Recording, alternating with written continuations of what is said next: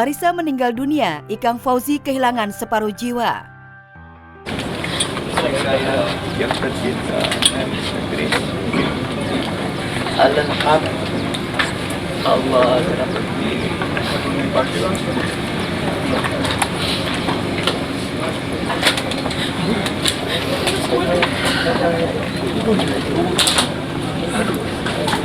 ya Allah amalnya terima Allah. Amin. Diampuni segala dosa-dosanya. Amin. Duka mendalam terlihat di wajah Ikang Fauzi dan kedua putrinya ketika melepas jenazah Marisa Haque, sang istri tercinta, ke peristirahatan terakhir.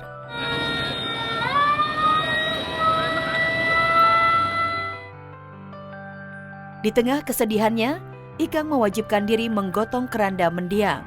Ikang juga turun ke dalam liang lahat, meletakkan jasad belahan jiwanya, sekaligus mengumandangkan azan sebagai bukti terakhir cintanya.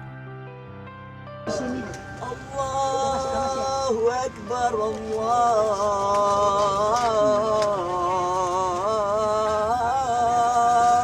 Akbar. La ilaha illallah. La ilaha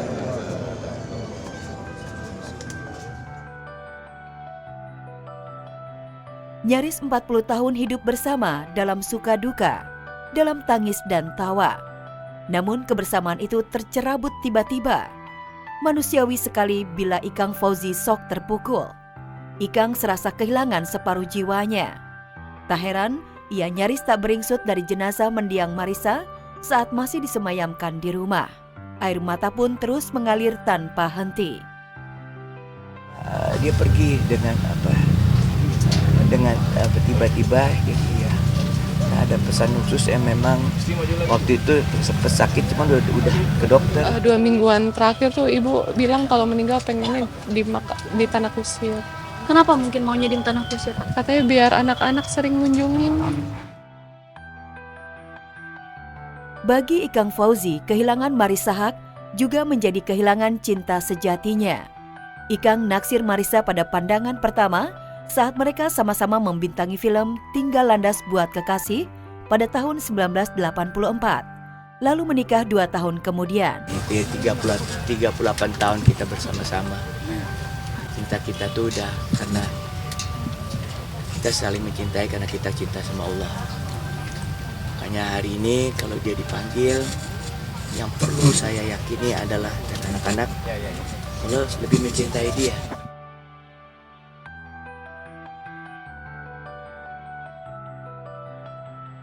Dan di saat perkawinan kalangan artis digoyang kabar perselisihan, serta banyak yang bercerai, rumah tangga Ikang dan Marisa aman-aman saja, tak tersentuh kabar miring.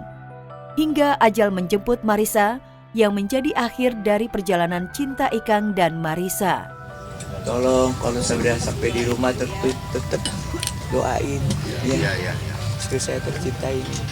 Waktu ibunya, ayahnya, kakak sulungnya nggak sehancur ini. Baru sekali saya lihat seperti ini. Jadi yang kami khawatirkan masalah kesehatannya Ikang.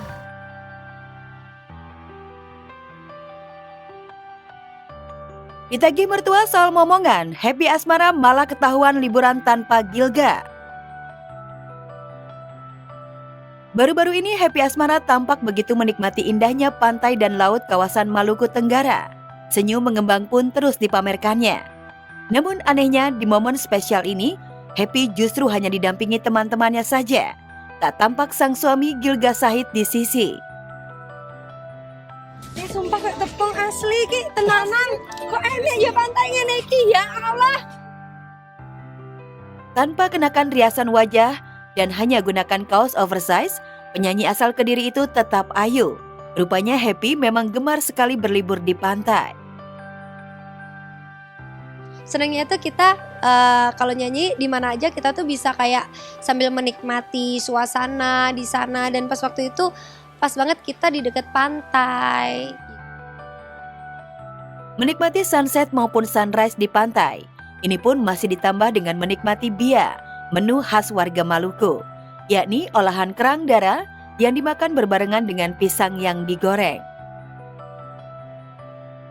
Kita cobain ya, bismillah. Endul. Pisang krepek.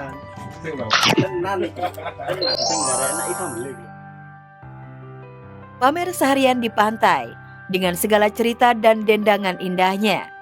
Tetapi masyarakat tetap lebih ramai mempertanyakan kemana Gilga, mengapa sang suami tak menemani, masih berstatus pasangan baru, masih hangat-hangatnya.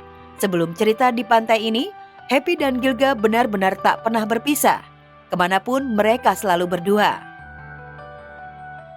Cerita pun menjadi lebih panas. Maklum, akhir-akhir ini Happy rajin ditagih oleh mertua.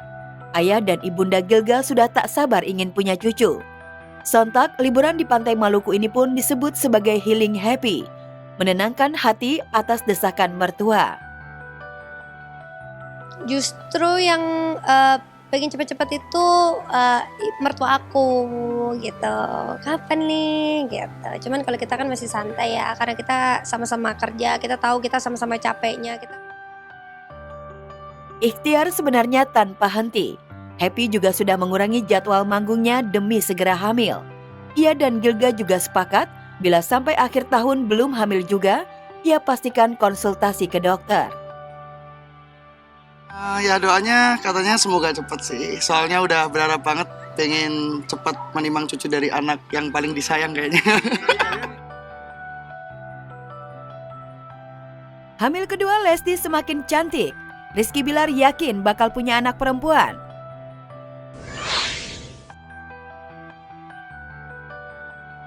Rizky Bilar mengungkapkan perubahan Lesti Kejora selama kehamilan keduanya. Saat ini usia kehamilan Lesti sudah memasuki trimester kedua atau 5 bulan. Berbeda saat hamil anak pertamanya, di kehamilan keduanya ini istrinya itu terlihat semakin cantik. Bedanya saya bilang di sini karena mungkin udah banyak juga yang notice ya. Ngerasa enggak sih istri saya lebih cantik gitu, jauh lebih cantik gitu auranya. Tak kenapa gitu, auranya lebih ke anggun. Terus dianya juga lebih rajin bersolek gitu istilahnya. Mungkin anaknya perempuan kali ya, amin. Melihat perubahan Lesti yang lebih feminin, Bilar yakin jika anak keduanya ini berjenis kelamin perempuan. Sebagai suami, sepertinya Bilar memang berharap anak keduanya ini perempuan sehingga bisa melengkapi kebahagiaan keluarga kecilnya. Sedikasinya aja, cuma so far ngeliat gelagatnya sih ngeliat cewek, cuma kita nggak tahu lah. Sayangnya menurut Bilar, hingga kini Lesti belum melakukan USG pada janinnya. Namun apakah Lesti juga merasa anak keduanya ini perempuan? Alhamdulillah sehat. Amin, doain aja. Tak hanya cantik dan lebih feminin, selama hamil anak kedua ini, Lesti juga makin gesit dan aktif. Hal itu bisa dilihat dengan aktivitas Lesti yang sebentar lagi akan menggelar konser tunggal pada Sabtu 5 Oktober ini. Wanita asal Cianjur itu terlihat begitu antusias menjalani latihan meski tengah hamil.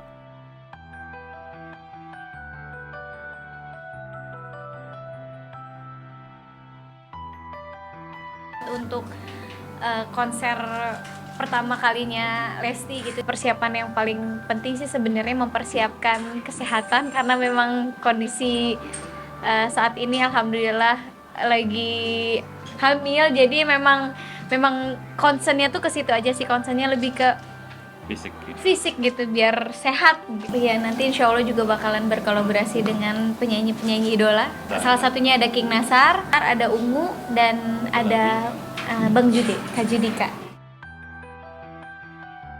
Lesti sangat bersyukur di trimester kedua kehamilannya ini, ia sudah tidak lagi mengalami mual dan muntah, sehingga bisa menjalani latihan jelang konser tunggalnya dengan lancar. Walaupun begitu, sebelum menggelar konser, Lesti sempat mengkonsultasikan kehamilannya kepada dokter.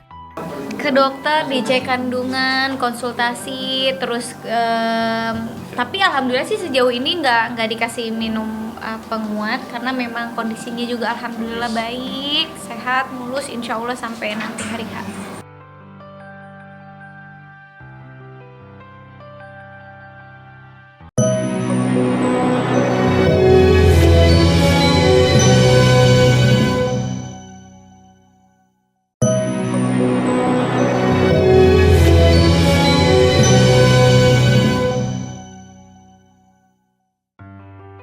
Agnes Mo bikin geger warganet usai bongkar sisi kelam industri musik Hollywood.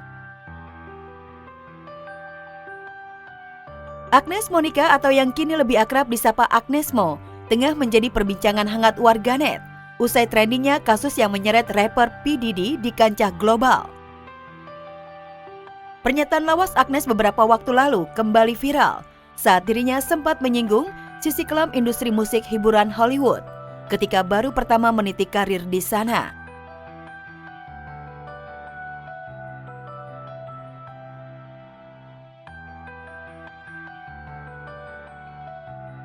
Agnes mengaku pernah menolak tawaran menggiurkan dengan bayaran fantastis ketika dirinya diminta tampil di sebuah klub striptease untuk mempromosikan lagu terbarunya Overdose.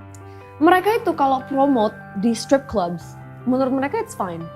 Ada 3 strip clubs yang mau lu datang cuma 30 menit tuh. Jadi lu cuma datang, DJ-nya play your song, you're there kind of like hosting, and then you're out. One strip duit club, biasanya? $25,000 one strip club. Ya, menurut Agnes, promosi itu sangat bertolak belakang dengan cara yang ada di Indonesia. Tapi it's not me. Orang-orang pasti gue ngomong, I'm sorry, I can't do that. Lu tau gak mukanya mereka kayak, wait, what? Tanpa merasa menyesal, Agnes pun mengaku masih mempromosikan lagu-lagunya dengan cara yang lain. Apalagi jika Agnes mengingat, kelak suatu saat nanti akan menjadi seorang ibu. I mean, like my life is so much bigger than just kayak karir gue, tapi me as a woman, me as a mother someday, you know. Yeah.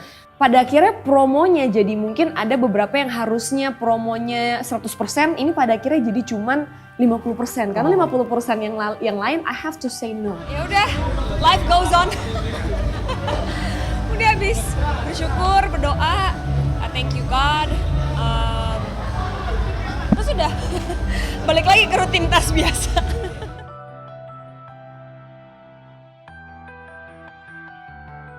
Berburu aksesoris India, Iis Dahlia siap tampil kinclong di Gerbang KDI 2024.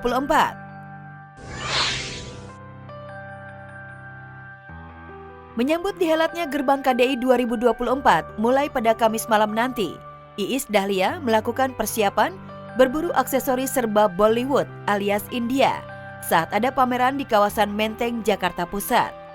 Beberapa aksesoris yang dipamerkan menarik perhatian Iis Dahlia untuk dicoba. Ingat ya Bu? Ya. Ingat nggak kemarin salah terampil? Kita lucu banget. Lucu.